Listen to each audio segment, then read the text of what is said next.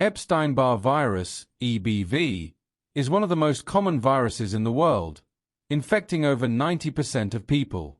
It's part of the herpes virus family and is most often transmitted through saliva. When EBV enters the body, it infects epithelial cells and B lymphocytes, a type of white blood cell.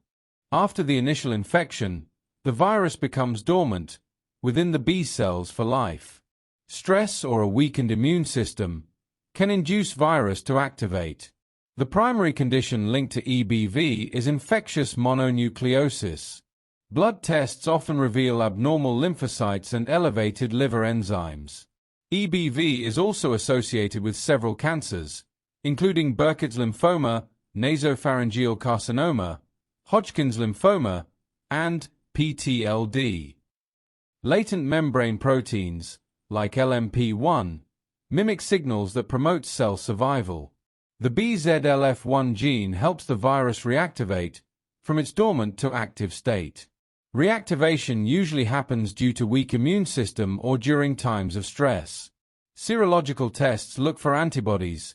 In Hodgkin's lymphoma, Reed-Sternberg cells may be present. Treatment is generally supportive. Currently, there is no licensed vaccine for EBV.